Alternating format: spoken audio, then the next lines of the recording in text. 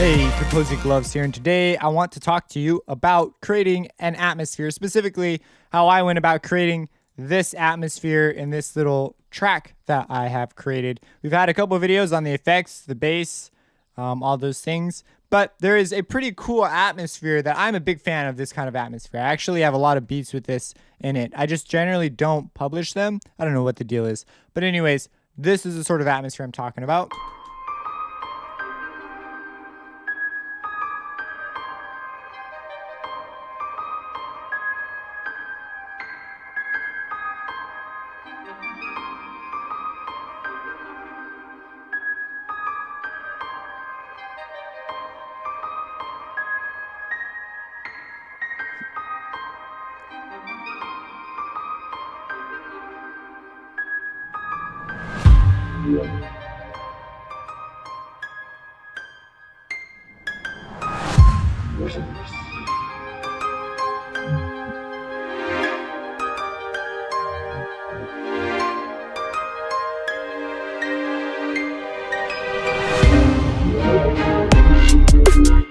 Yes. So let's talk about this whole thing.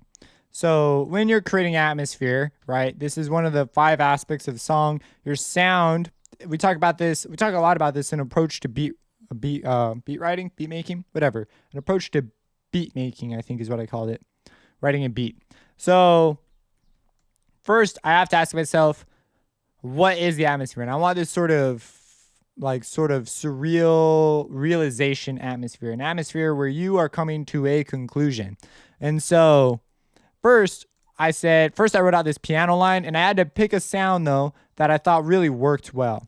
And so I found this piano that has these really cool tones. This is from Heaviosity, and yeah, it's a contact library, and I'll do a different video for the contact stuff. So what's going on here is I just have this atmospheric piano that I created, and then I wanted a line that sort of exemplified this. So I wrote a line that went through, I'm gonna work in C minor. That's like my decision. So I'm working in C minor, and I just want something that has some space. So I wanted space to have room to work with other things. So here, like, there's space at a pretty regular interval.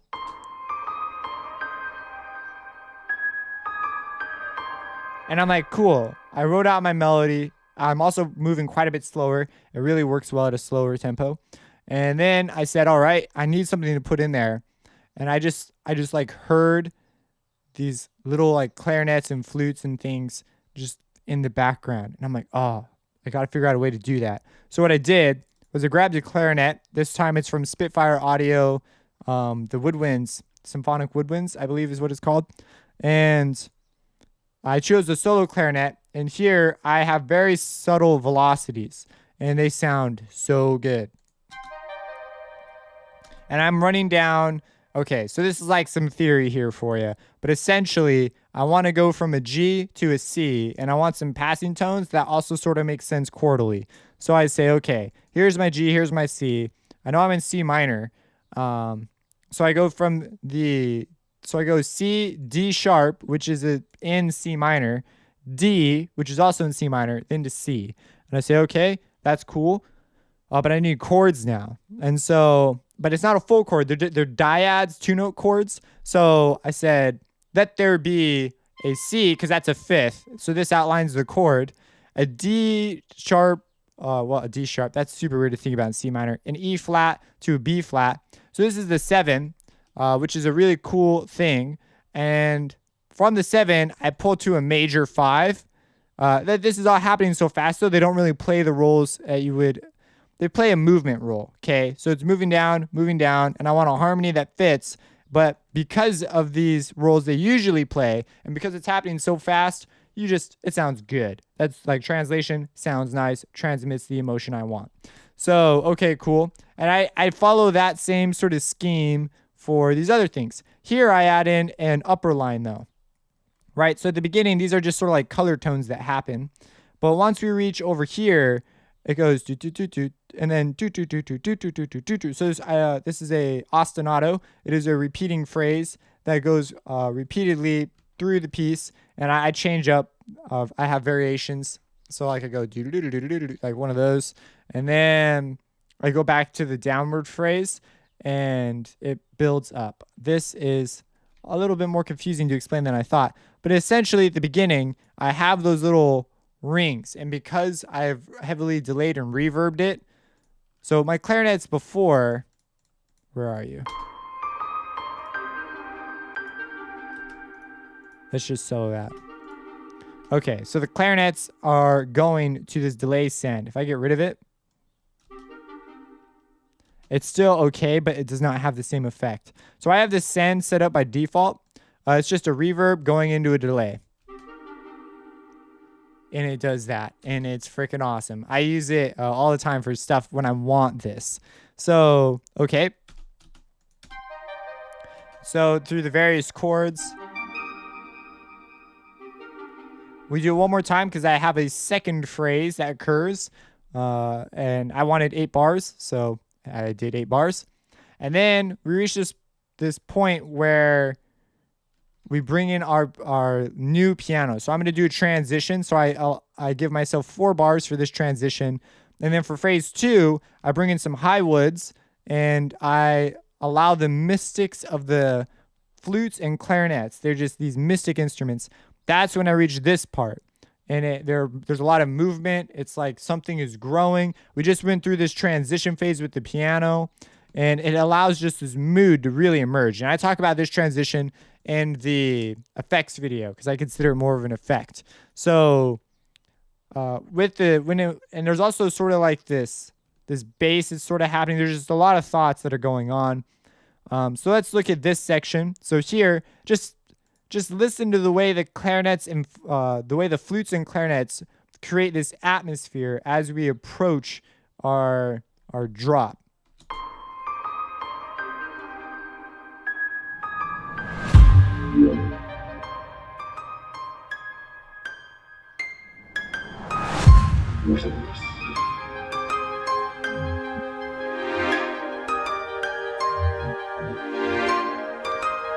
So this creates our bed that we're moving here, right?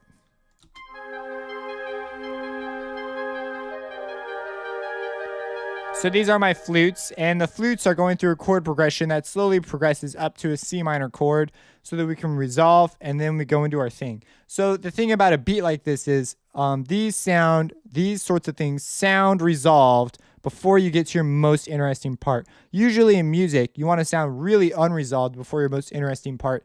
That way, your most interesting part is more interesting than the thing you just finished. Because if I finish a sentence, the next sentence is like, so that was an example, if you didn't catch that.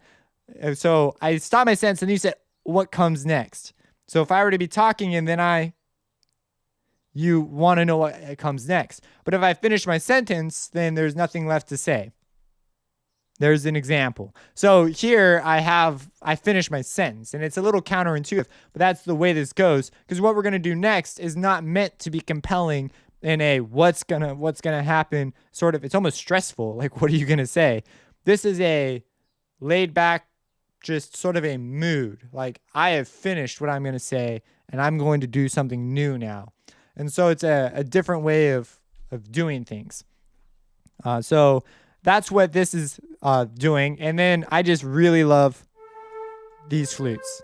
This is a Tundra. It's Albion 5 Tundra, also by Spitfire Audio, combined with the clarinet. And then the piano, which in this case now is the Giant.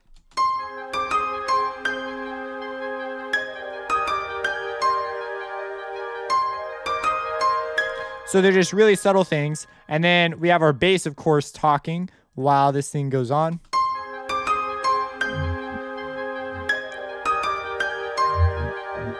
And this is really important to our sound and character. So we talked about this in sound design, but from a mood perspective, it's like this low end thing that's like, it almost sounds like it's like moaning, like it's wailing. It is sad. That was my artistic intention here. So yeah, it's really cool. I really just like these sounds. I think they're beautiful. And then I'm of course using the effects and embellishments to transmit this mood further. but you cannot deny the strings. So here, I knew I wanted the strings to come in, and I wanted them to be like these sort of passionate stab, like, just something that's like, you want to say something, but you're not sure how to say it. And when you finally get it out, you go into this whole thing. And so this is like the phrase, the release phrase, the resolution that brings into the dun, dun, dun. So it pulls into the next phrase, but it resolves over here. So check it out. Check out how these interact. So these strings, I believe they are the string ensemble by Sound Iron, Audio Bros. So string ensemble, if you're curious what library it is. So here it is.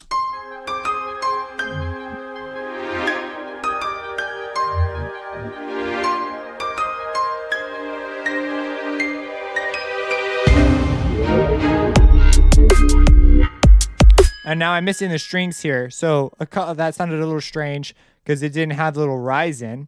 But here's the strings. Here it is with everything.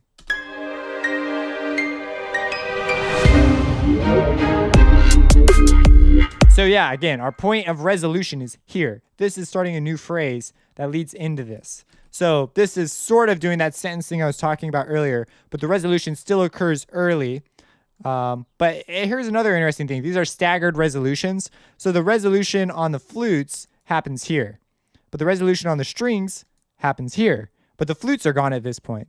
And then we have a start of a next phrase. And that's part of the reason why it still pulls into the phrase as it does. And while this is resolving, this thing is creating a crap ton of tension because it's going, blah, it's doing something that's completely not resolution worthy. It's totally saying we're going somewhere.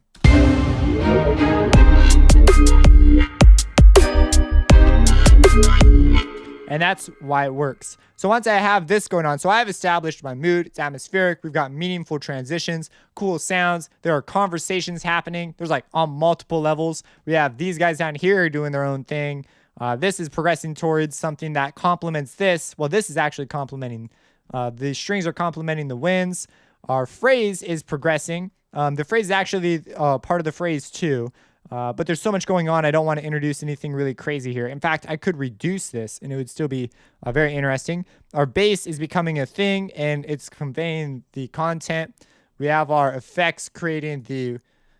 I explained the atmosphere of the effects sort of in the effects video, but the effects are, bringing us closer, but it's like we're hitting these blank walls. That's why these things have been low pass so heavily. And then we finally get something that's fully unveiled as a resolution occurs, and then another phrase starts. So there's just a load going on here. It's pretty interesting. This isn't something though that you sit down and write very fast. It's a slow process getting all these things to work together. But you don't need a million billion things happening to have something really cool going on. So, because you'll see these people who fill up their whole screen with stuff, and it's like, holy crap, man, that much is probably not necessary. Usually it's like, I don't know. Never mind. I'm not going to say what I was going to say. But that's what's going on. Once we reach here, our mood has been established. And all I have to do is maintain it. I bring in the bass line. We're prepared to enter our the drop. And so everything sort of pulls back to give the bass room to tell you what it wants to tell you. I bring in a bell because that seemed like a good idea. A high tone. Bong. Like a bell is almost like it's something that when the bell goes off, you know something has happened. And when the bell goes off, you know you've maybe concluded something. It's like almost ingrained in our culture. Like you hear a little bell go off and someone has an idea in a cartoon. So it fits really well here. But then it takes on a melodic role, or not a melodic role, but just a background support role, along with the piano and the strings, which originally were our content. And instead, the strings serve as our chord structure, and our bass tells you its little story. And then at this point, I could really do a lot. The sub bass also just fills in the bottom end, makes you feel like you are now in a new place. So if I were to just play a little bit for you.